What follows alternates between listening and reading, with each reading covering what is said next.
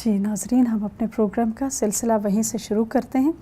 Break से पहले हम बात कर रहे थे जंग बदर की, ग़ज़वा बदर की, और उसमें हमने बात की थी कि मोमिन जो है उसके ऊपर एक ख़ास सुकून की कैफ़ियत तारी होती है, क्योंकि उसको पता होता है कि वो जो कुछ कर रहा है अल्लाह सुब्हानो ताला के लिए कर रहा है, और जंग में भी उसके लिए हर सूरत में भलाई होती है, या तो गाज़ी है और या फिर शहीद है। उधर मैदान जंग में जब मक्की लश्कर आया तो उन्होंने अपने कैंप के अंदर रात गुजारी। अब उनको मसला था पानी का। एक तरफ बारिश की वजह से बहुत कीचड़ हो चुका था, और इसी तरह दूसरी तरफ पीने को भी पानी कम था। तो उसमें ऐसे में कुरैश ने ये चाहा कि मुसलमानों के लश्कर की ख़बर ली जाए।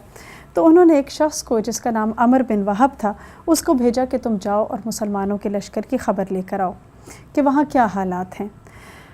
उसने वापस आकर कहा कि ए कुरैश के लोगों, मैंने बलाएं देखी हैं। यसरब के ऊँट अपने ऊपर खालिस मौत सवार किए हुए हैं, यानी उनके जो ऊँट भी नज़र आ रहे हैं उन पर मुझे तुम्हारी मौत नज़र आ रही है। यूँ लगता है कि जैसे तुम मरे हुए हो और इन ऊँटों के ऊपर लदे हुए हो। ये ऐसे लोग हैं कि उनकी सारी हिफाजत और मलजा मरजा और मावा जो है उनकी सिर्फ तलवारें हैं, यानी कोई ख़ास हथियार भी उनके पास नहीं है। लेकिन खुदा की कसम, मैं समझता हूँ कि उनका कोई आदमी तुम्हारे आदमी को कत्ल किए बग़ैर ना छोड़ेगा, और अगर तुम्हारे ख़ास लोगों को उन्होंने मार ही दिया तो फिर जीने का क्या मज़ा रह जाएगा। तुम ज़रा सोच लो। यानी उसने कहा कि उन्हें इतना यकीन है और इतना तवक्कुल है, एक तलवार के भरोसे पर वो लड़ेंगे और कत्ल होंगे, लेकिन उससे पहले तुम्हारे लोगों को भी कत्ल कर देंगे। और अगर तुम्हारे बड़े बड़े सरदार मारे गए तो फिर क्या मज़ा रह जाएगा जीने का, कोई लुत्फ़ होगा। तो ये शख्स जो है बड़ा अक्लमंद इंसान था, और जो उसकी ऑब्ज़र्वेशन थी वो बिल्कुल 100% दुरुस्त थी। लेकिन अबू जहल कहाँ टलने वाला था।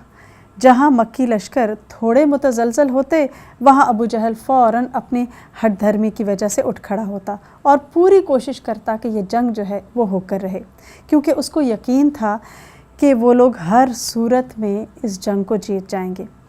ऐसे में कुछ अक्लमंद लोगों ने, जिसमें हुकैम बिन हुज़ाम थे, रबिया बिन उतबा बिन रबी थे, तो उन्होंने कोशिश की कि लश्कर जो है वह वापस चला जाए और जंग ना हो।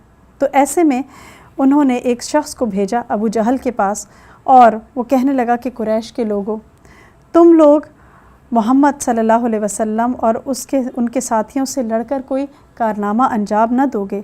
देखो, सरिया नखला में हमारा हरीफ मारा गया था, उसकी दियत भी हमारे ज़िम्मे थी। अब तुम चलो, हमने ज़मानत दी है, और चलो हम वापस लौट चलते हैं। अबू जहल ने कहा कि कुरैश के लोगों, तुम मोहम्मद सल्लल्लाहु अलैहि वसल्लम के साथियों से लड़ो, और अगर तुमने कोई कारनामा अंजाम ना दिया तो फिर फ़ायदा क्या होगा। यानी तुम लोग ऐसे ही इतनी दूर आए हो और जंग किए बग़ैर ऐसे ही चले जाओगे, तो ये तो कोई बात ना हुई। और सारे अरब के लोग क्या कहेंगे कि ये लोग डर के वापस चले गए। तो उसने उठकर तकरीर शुरू की और कहने लगा कि देखो, ये जो उतबा है, उसने मोहम्मद सल्लल्लाहु अलैहि वसल्लम के साथियों को देखा है तो उसका सीना सूज गया है, यानी ये डर गया है, और बुज़दिली का ताना दिया, ताकि बाकी लोग जिनकी हिम्मतें टूट रही थीं दोबारा से उनका मोराल हाई हो जाए। लेकिन जब उसने देखा कि लोग अब भी लड़ने को कोई ख़ास तैयार नहीं हो रहे, तो फिर उसने एक शख्स को खड़ा किया, जो अमर बिन हज़रमी का भाई आमिर था, वो जो मारा गया था। तो उसने कहा कि हाय, देखो ज़रा तुम्हारा भाई और किस तरह से वो मारा गया, तुम अपने भाई का बदला लिए बग़ैर चले जाओगे। और उसके गम को ताज़ा किया, और उसकी वजह से हम देखते हैं कि वो उठा और कहने लगा, मैं तो अपने भाई की दुहाई देता हूँ। और फिर उसने अपना कपड़ा उठाया और चीखने लगा, और आखिरकार लश्कर को उसने आमादा कर ही लिया कि वो जंग किए बग़ैर वापस ना जाएं। और फिर उन सब के पीछे अगर देखा जाए तो अबू जहल था।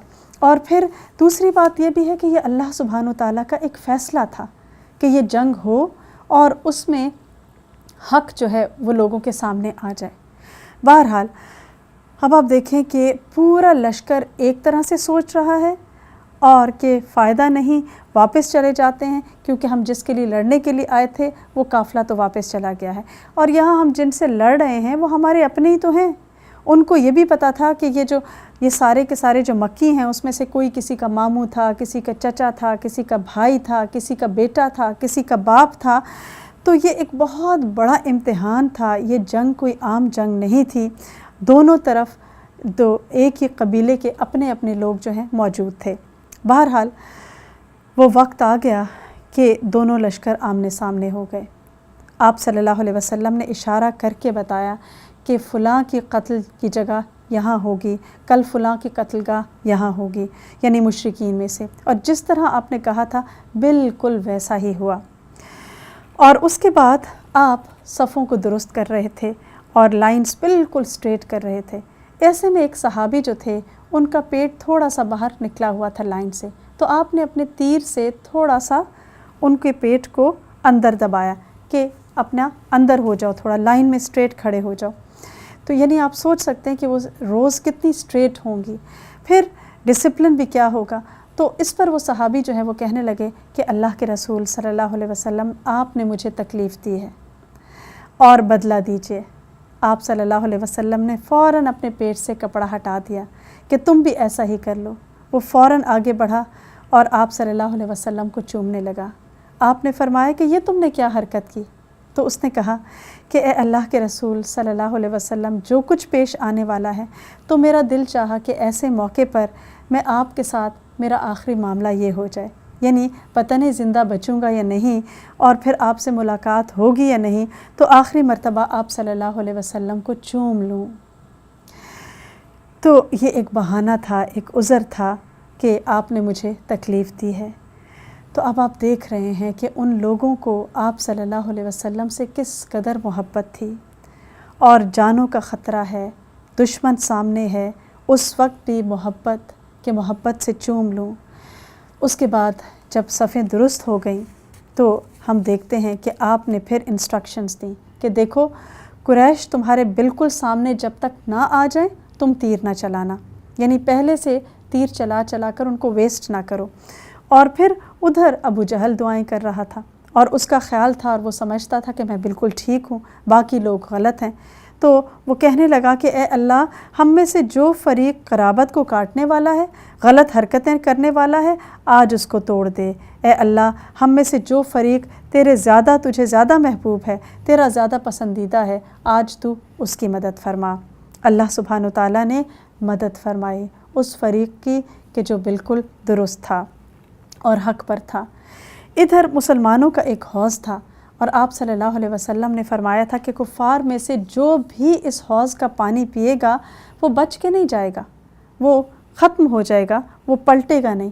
تو ایسے میں ایک شخص تھا بڑا ہی بدخو بد اخلاق قسم کا، قریش مکہ کی طرف سے، اس کا نام اسود بن عبد الاسد تھا، اور اس نے کہا کہ میں تو جان دوں گا لیکن اس کنویں سے، اس حوض سے پانی پیے بغیر میں نہیں رہوں گا، لہٰذا وہ اس حوض پر پانی پینے کے لیے آیا۔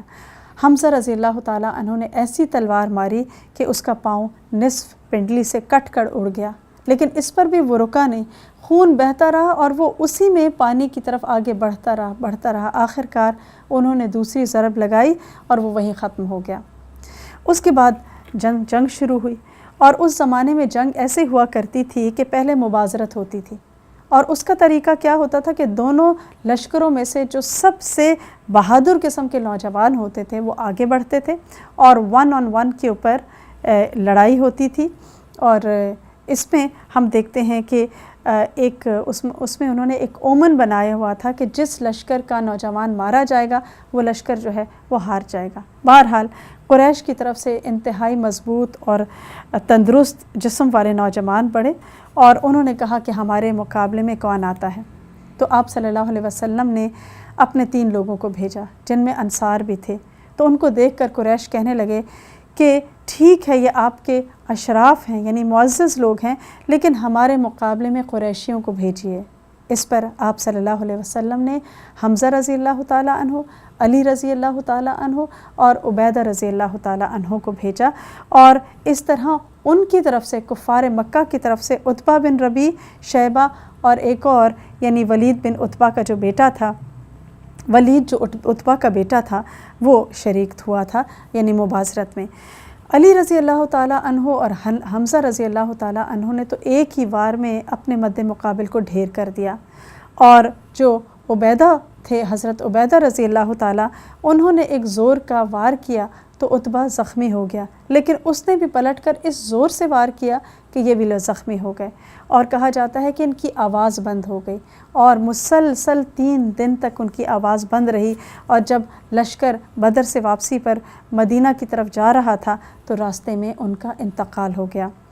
اور اس کے بعد ہم دیکھتے ہیں کہ حمزہ رضی اللہ تعالیٰ عنہ اور علی رضی اللہ تعالیٰ عنہ نے عتبہ کو مار کر ڈھیر کر دیا۔ ادھر مسلمان اللہ کے آگے دل ہی دل میں دعائیں کر رہے تھے۔ جنگ شروع ہوئی، اور اس سے پتہ چلتا ہے کہ مسلمان اپنے زور بازو پر بھروسہ نہیں کرتا، اس کو پتہ ہوتا ہے کہ اگر اللہ کی مدد نہ ہوئی تو ساری دنیا کی طاقت بھی بیکار ہے۔ ادھر قریش اپنی طاقت کے زوم پر بہت خوش مسلمانوں پر حملے کر رہے تھے، اور ان کے 3 بہترین کمانڈر اور شہ سوار جو ہے وہ مارے جا چکے تھے۔ اس وجہ سے ان کو شدید غصہ تھا، اور انہوں نے غضبناک ہو کر اکٹھے ایک ہی حلے میں مسلمانوں کے اوپر حملہ کر دیا۔ آپ صلی اللہ علیہ وسلم ادھر صفیں درست کرنے کے بعد واپس آئے اور اللہ سبحانہ وتعالیٰ کے سامنے عاجزی اور زاری کرنے لگے۔ کہہ رہے تھے اللہم انجز لی ما وعدتنی، اللہم انشدک عہدک و وعدک، کہ اے اللہ تو نے ہم سے جو وعدہ کیا ہے اس کو پورا فرما دے۔ اے اللہ میں تجھ سے تیرے عہد اور تیرے وعدے کا سوال کر رہا ہوں۔ جنگ شروع ہو چکی تھی، لڑائی اپنے شباب پر تھی، اور آپ صلی اللہ علیہ وسلم اللہ کے آگے عاجزی سے گڑ گڑا رہے تھے اور دعائیں مانگ رہے تھے کہ اے اللہ اگر یہ گروہ ہلاک ہو گیا تو پھر تیری عبادت نہ کی جائے گی۔ اے اللہ اگر تو چاہے کہ آج کے بعد تیری عبادت نہ کی جائے تو یعنی وہ نہیں ہوگی، اگر تو نہیں چاہتا کہ تو چاہتا ہے کہ تیرے نام لیوا جو ہیں وہ دنیا سے مٹ جائیں تو ٹھیک ہے۔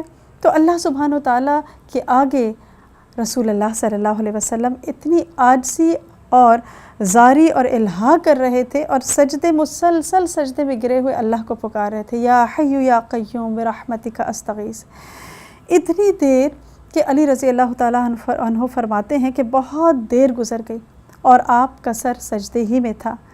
ایسے میں ابو بکر رضی اللہ تعالیٰ عنہ آگے بڑھے، اور آپ کی چادر مبارک کندھے سے سرک چکی تھی، اور وہ انہوں نے درست کی، اور پھر فرمایا قط یعنی بس کیجئے۔ اللہ کے رسول صلی اللہ علیہ وسلم، اللہ آپ کو کبھی تنہا نہیں چھوڑے گا۔ اور اس کے بعد ہم دیکھتے ہیں کہ اللہ کے رسول صلی اللہ علیہ وسلم اٹھے اور خوش ہو گئے، کیونکہ اس وقت وحی کا نزول ہوا اور یہ آیت نازل ہوئی، انی معکم فثبتوا الذین آمنوا سألقی فی قلوب الذین کفروا الرعب، کہ اللہ نے فرشتوں کو وحی کی کہ میں تمہارے ساتھ ہوں، تم اہل ایمان کے قدم جما دو، میں کافروں کے دل میں رعب ڈال دوں گا۔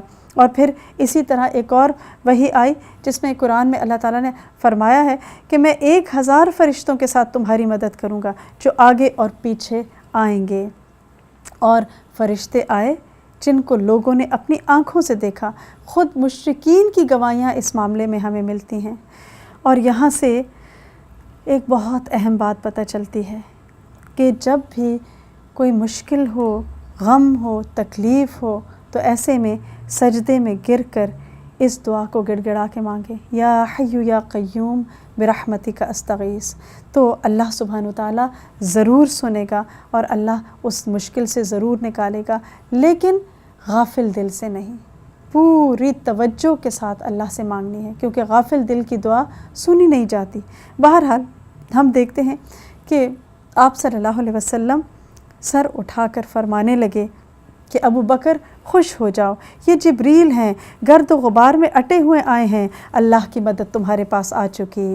ابو بکر یہ جبریل اپنے گھوڑے کی لگام تھامے ہوئے اس کے آگے آگے چلتے ہوئے آ رہے ہیں، اور اس کے بعد آپ اپنے چھپر سے باہر تشریف لائے اور آپ نے زرہ پہن رکھی تھی، اور بہت پرجوش انداز سے آگے بڑھتے ہوئے یہ آیت تلاوت فرما رہے تھے، سَيُهْزَمُ الْجَمْعُ وَيُوَلُّونَ الدُّبُرَ، کہ عنقریب یہ جتھا شکست کھا جائے گا اور پیٹھ پھیر کر بھاگ جائے گا۔ اس کے بعد آپ نے ایک مٹھی کنکری اٹھائی اور قریش کی طرف رخ کر کے فرمایا شاہت الوجوہ، یعنی چہرے بگڑ جائیں۔ پھر آپ نے وہ مٹھی قریش کی طرف پھینکی، اور 1000 میں سے کوئی ایسا نہیں تھا کہ جس کی آنکھ اور اس کے ناک اور اس کے منہ میں उस पट्टी का कुछ न कुछ हिस्सा ना गया हो। 1000 लोग और एक मुट्ठी रेत और कंकर। तभी तो अल्लाह सुब्हान व तआला ने क्या फरमाया था, वमा रमैता इज़ रमैता वलाकिन्नल्लाह रमा, कि जब आपने फेंका था तो वो आपने नहीं फेंका था, दरअसल वो अल्लाह सुब्हान व तआला ने फेंका था। वो अल्लाह की ख़ास मदद थी आपके साथ। तो ये होती है अल्लाह की मदद, ताईद और नुसरत। और वो सब अपनी आंखें मलने लगे और थोड़ी देर के लिए अपने हमले से गाफिल हो गए। और वही मौका होता है जंग में कि एक स्प्लिट सेकंड के लिए दूसरा गाफिल हो जाता है तो अगले को वार करने का मौका मिल जाता है, और इसी से फिर पूरे जंग का नक्शा बदल कर रह जाता है। और यही हुआ। आप सल्लल्लाहु अलैहि वसल्लम ने फरमाया कि चढ़ दौड़ो, और एक आवाज़ आप सल्लल्लाहु अलैहि वसल्लम की आई और लोगों के अंदर एक ऐसी ताकत आ गई कि वाकई वो ऐसे चढ़े और दौड़े कि हर तरफ खून ही खून नज़र आ रहा था और लाशें ही लाशें थीं। और साथ साथ आप लोगों को मोटिवेट करते चले जा रहे थे कि उस जन्नत की तरफ बढ़ो जिसका अर्ज़ ज़मीन और आसमान के बराबर है। और आपकी ये बात सुनकर उमैर बिन हमाम रज़ी अल्लाह ताला अन्हु ने कहा, बहुत खूब अल्लाह के रसूल सल्लल्लाहु अलैहि वसल्लम, आपने फरमाया तुम क्यों बहुत खूब कह रहे हो? वो कहने लगे कि नहीं खुदा की कसम, इसके सिवा कोई बात नहीं कि मुझे तवक्को है कि मैं जन्नत वालों में से हूँगा। फिर आपने फरमाया कि हाँ तुम जन्नत वालों में से हो। तो उन्होंने जो अपने साथ थोड़ी सी खजूरें रखी हुई थी उनको खाने लगे। फिर अचानक खजूरें फेंक कर कहने लगे कि क्या करना है, जितनी देर में खजूरें खाऊंगा उतनी देर में तो उम्र और लंबी हो जाएगी और जन्नत से और दूर हो जाऊंगा। और वो जो 5-10 मिनट थे वो भी उनको गवारा न थे। तो यहाँ पर हम देखते हैं कि किस तरह उन्होंने अल्लाह के कौज़ के लिए, अल्लाह का कलमा बुलंद करने के लिए उसमें हिस्सा लिया, और क्या जज्बे थे उन लोगों के और उनका क्या ईमान था। इसमें एक चीज़ जो समझने की है और उनके बारे में हमें मिलता है कि मुशरिकीन के साथ लड़ते लड़ते ये शहीद हो गए। तो इसमें जो एक चीज़ इम्पॉर्टेंट है वो ये है कि जिहाद या जंग जो है वो हेड ऑफ़ द स्टेट के अंडर होती है, उसकी तरफ से होती है। Head of the state declare करता है तो जिहाद होता है और वॉर होती है, और ये नहीं कि हर कोई उठकर लड़ना शुरू कर दे, ऐसा नहीं होना चाहिए। फिर आप देखें कि अल्लाह की मदद और नुसरत की बात हमें इसमें नज़र आती है कि किस तरह अल्लाह सुब्हानहू तआला ने अपने बंदों की मदद फरमाई। एक हदीस से भी हमें मिलता है कि 3 लोगों की मदद करना अल्लाह सुब्हानहू तआला के ज़िम्मे है। उसमें नंबर 1 अल्लाह की राह में जिहाद करने वाला, नंबर 2 वो मकातिब ग़ुलाम जो आज़ादी के लिए कीमत अदा करे, और तीसरा निकाह से गुनाह से बचने के लिए निकाह करने वाला इंसान। यानी उन तीनों की मदद अल्लाह सुब्हानहू तआला की तरफ से एक ख़ास अल्लाह के हुक्म से होती है। फिर हम देखते हैं कि यहाँ पर कि आप सल्लल्लाहु अलैहि वसल्लम अपने सहाबा कराम की हिम्मत, जवां मर्दी और साबित कदमी पर खुश हो रहे थे, और कुरैश मक्का का जोश आहिस्ता आहिस्ता ख़त्म होता जा रहा था। आप सल्लल्लाहु अलैहि वसल्लम सदाकत के साथ फरमा रहे थे, अन करीब ये जत्था शिकस्त खा जाएगा और पीठ फेर कर भाग जाएगा। इब्न अब्बास रज़ी अल्लाह ताला अन्हो कहते हैं कि जो अभी उस वक्त मुसलमान नहीं हुए थे, कहते हैं कि मैंने देखा कि एक मुसलमान एक मुशरिक का ताक़ुब कर रहा है, उसको फॉलो कर रहा है जंग बदर में।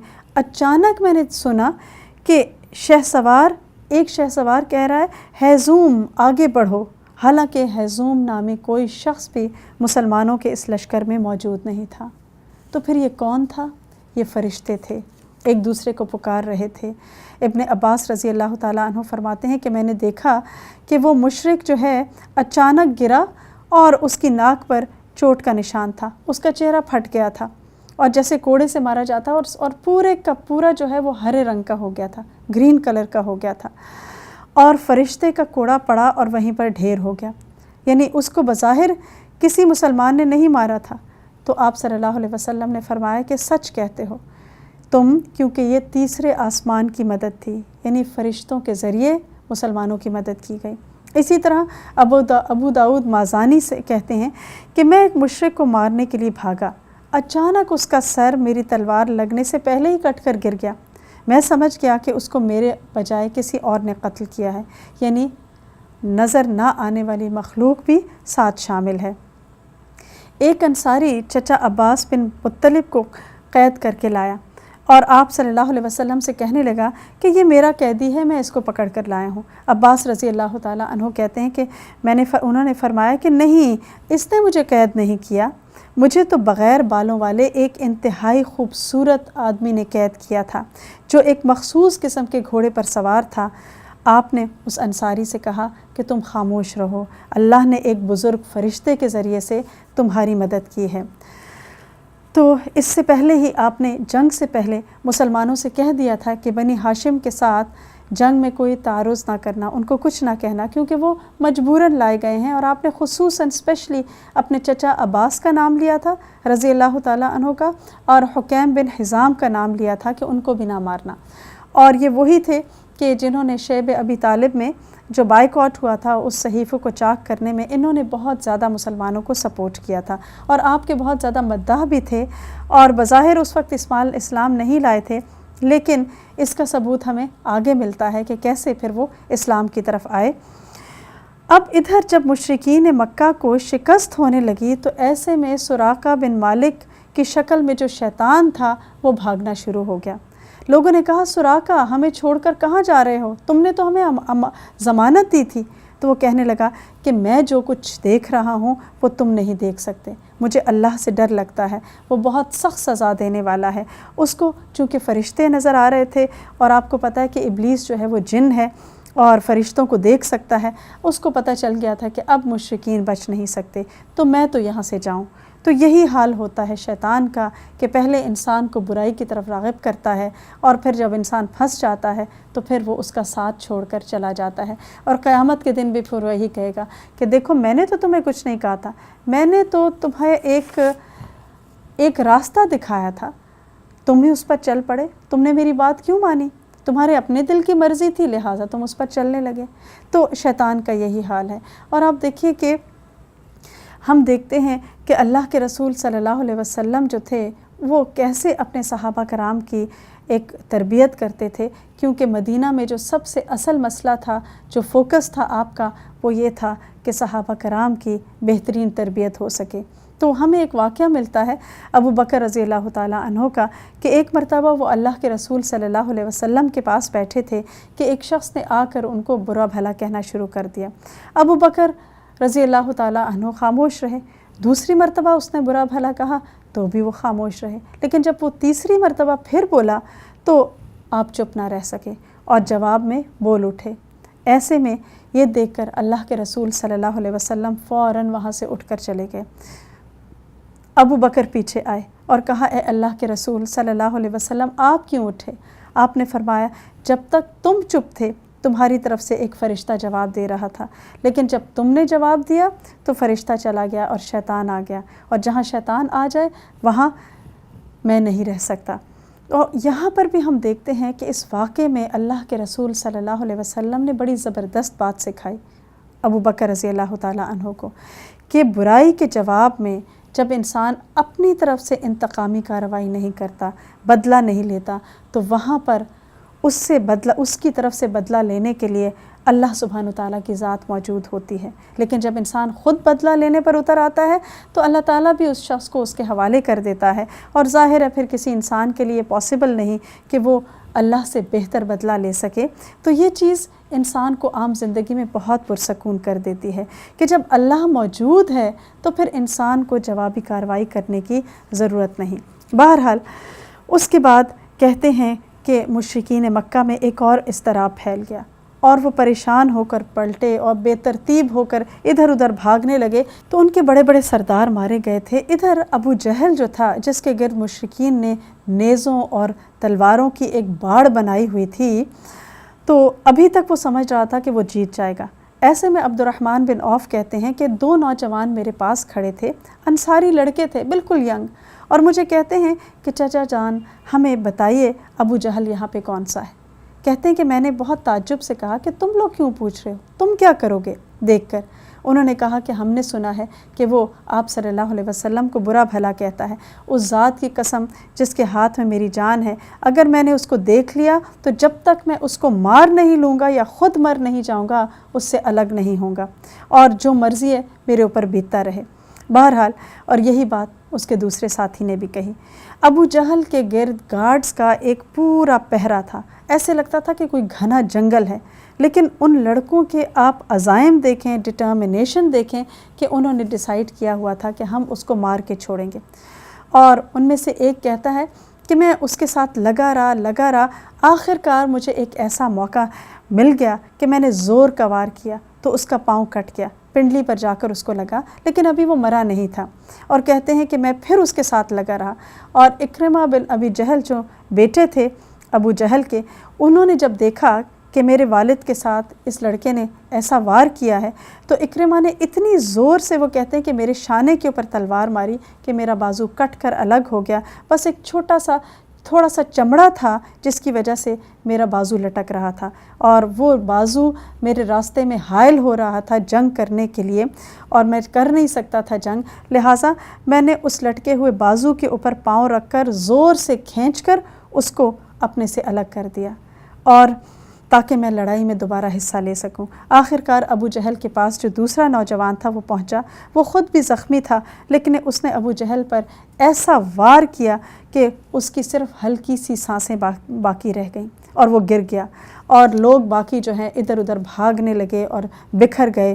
عبداللہ بن مسعود رضی اللہ تعالیٰ عنہ فرماتے ہیں کہ میں نے دیکھا کہ وہ آخری سانسیں لے رہا ہے۔ ابو جہل کا حال یہ تھا کہ زندگی میں وہ ابن مسعود رضی اللہ تعالیٰ عنہ کے ساتھ بہت ہی تحقیر آمیز سلوک کیا کرتا تھا، کیونکہ وہ بکریاں چرایا کرتے تھے اور یہ سردار تھا۔ تو اس وقت بھی جب وہ مر رہا تھا تو اس کے غرور اور تکبر کو آپ ذرا دیکھیں، وہ اپنی جگہ پر اسی طرح قائم تھا۔ عبداللہ بن مسعود کہتے ہیں کہ میں نے اس کی گردن پر اپنا پاؤں رکھ دیا اور اس پر وہ کہنے لگا کہ او بکری کے چرواہے، تو بڑی مشکل اور اونچی جگہ چڑھ گیا ہے، یعنی تو چرواہا ہے اور تو نے اپنا پاؤں میری گردن پر رکھا ہوا ہے۔ اور پھر کہنے لگا کاش مجھے کیسانوں کے بجائے کسی اور شخص نے قتل کیا ہوتا، یعنی کسی معزز سردار نے قتل کیا ہوتا، کیسانوں نے مجھے قتل کیا اور یہ میری شان کے خلاف ہے۔ بہرحال اس کے بعد کہا جاتا ہے کہ وہ جب مر گیا تو آپ صلی اللہ علیہ وسلم کی خدمت میں آ کر آپ کو بتایا گیا تو آپ نے فرمایا 3 مرتبہ اللہ اکبر الحمدللہ الذی صدق وعدہ ونصر عبدہ وہزم الاحزاب وحدہ، کہ اللہ سب سے بڑا ہے، اللہ سب سے بڑا ہے، اللہ سب سے بڑا ہے، تمام تعریف اس کے لیے ہے کہ جس نے اپنا وعدہ پورا کر دکھایا، اپنے بندے کی مدد فرمائی اور تنہا سارے لشکروں کو، گروہوں کو شکست دے دی۔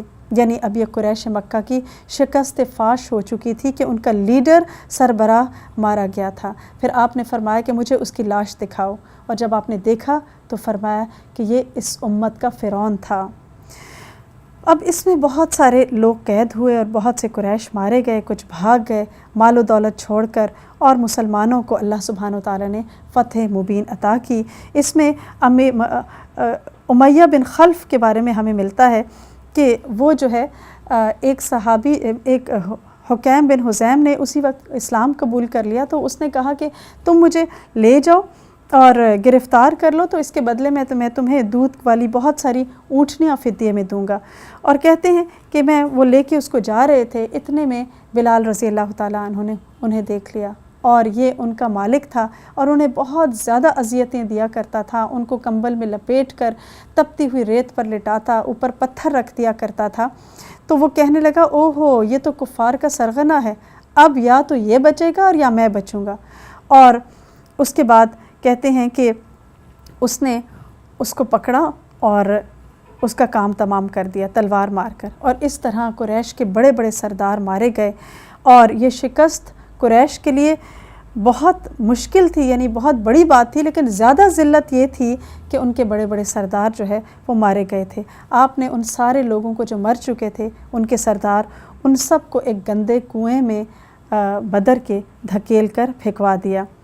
اس جنگ میں جہاں اور بہت سے معجزے ہوئے، وہاں عکاشہ رضی اللہ تعالیٰ عنہ کے ساتھ بھی معجزہ ہوا۔ وہ کہتے ہیں کہ لڑتے لڑتے میری تلوار ٹوٹ گئی، تو میں آپ کے پاس آیا اور میں نے کہا میری تلوار ٹوٹ گئی ہے۔ آپ نے لکڑی کا ایک تختہ میرے ہاتھ میں پکڑا ہے کہ لو اس سے لڑو۔ کہتے ہیں جب وہ میرے ہاتھ میں آیا تو وہ تلوار بن گئی، اور اس سے پھر چمکتی ہوئی تلوار، اور اس سے پھر وہ لڑتے رہے، اور یہاں تک کہ مسلمانوں کو فتح ہوئی، اور اس تلوار کا نام انہوں نے عون رکھ دیا تھا، یعنی مدد، اور یہ ہمیشہ ان کے پاس رہی۔ ابو بکر رضی اللہ تعالیٰ عنہ کے ٹائم پہ جب فتنہ ارتداد ہوا تھا اس میں بھی یہ لڑتے ہوئے شہید ہو گئے تھے، اور یہی تلوار ان کے پاس تھی۔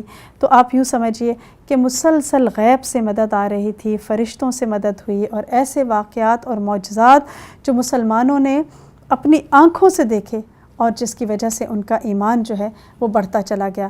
ادھر مکہ میں قریش کی شکست کی خبر پہنچی، اور ابو لہب جو مکہ ہی میں تھا پریشان ہو اٹھا۔ اس کو تو یقین ہی نہیں تھا کہ اتنی ساری دولت، اسلحہ اور اتنے لوگوں کے باوجود چند ہی گھنٹوں میں مسلمانوں کو فتح ہو گئی، اور اس کا لشکر جو ہے کفار مکہ شکست کھا گئے۔ بہرحال اس کا ایک بھتیجا واپس آ رہا تھا، تو اس نے پوچھا کہ مجھے بتاؤ تو صحیح ہوا کیا ہے؟ وہ کہنے لگا، کچھ نہیں، ہماری لڑائی تو اصل میں انسانوں سے ہوئی نہیں، ہمارا تو ایسی مخلوق سے واسطہ تھا کہ وہ جب چاہتے تھے ہمیں قتل کر دیتے تھے، جیسے چاہتے تھے ہمیں قید کر لیتے تھے، اور یعنی ہمارا واسطہ جو ہے وہ مسلمانوں سے نہیں تھا، کچھ ایسے گورے چٹے خوبصورت نوجوانوں سے تھا جو آسمان اور زمین کے درمیان گھوڑوں پر سوار تھے۔ خدا کی قسم وہ کسی چیز کو نہیں چھوڑتے تھے، اور نہ کوئی چیز ان کے مقابلے میں ٹھہر سکتی تھی۔ یعنی ہمارا مقابلہ انسانوں کے ساتھ نہیں ہوا، ہم تو فرشتوں کے ساتھ لڑ رہے تھے۔ یہ کون کہہ رہا تھا؟ قریش مکہ کا ایک نوجوان۔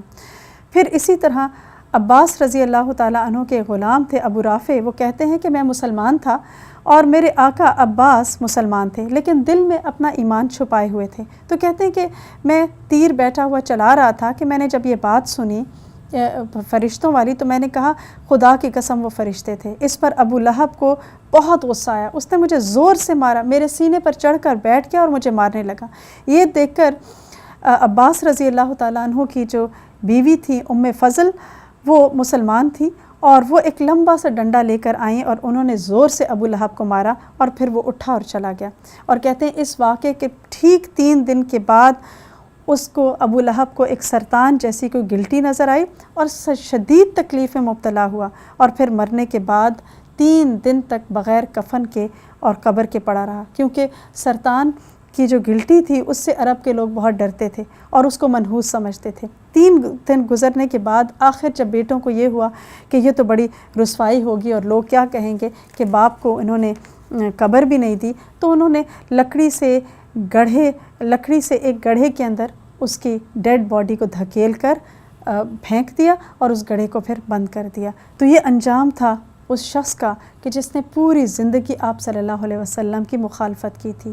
تو یہاں سے ہمیں پتہ چلتا ہے کہ اللہ سبحانہ و تعالیٰ نے کس طرح اپنے رسول صلی اللہ علیہ وسلم کی مدد فرمائی، اور ان لوگوں کی مدد فرمائی جو حق پر تھے، اور جو باطل پرست تھے ان کا انجام بھی سب کے ساتھ سامنے واضح ہو گیا، اور دنیا کو پتہ چل گیا کہ حق کون سا ہے اور باطل کون سا ہے۔ اور اسی طرح ہوتا ہے جب بھی دنیا میں حق اور یعنی باطل اور حق کی جنگ ہوتی ہے، تو اس میں اللہ سبحانہ وتعالیٰ کی مدد حق والوں کے ساتھ ضرور آتی ہے۔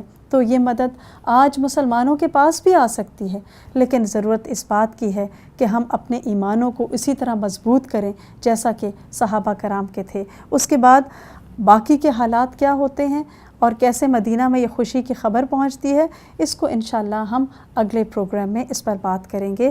وآخر دعوانا ان الحمد للہ رب العالمین، سبحانک اللہم و بحمدک، اشہد ان لا الہ الا انت، استغفرک و اتوب الیک۔ السلام علیکم ورحمۃ اللہ وبرکاتہ۔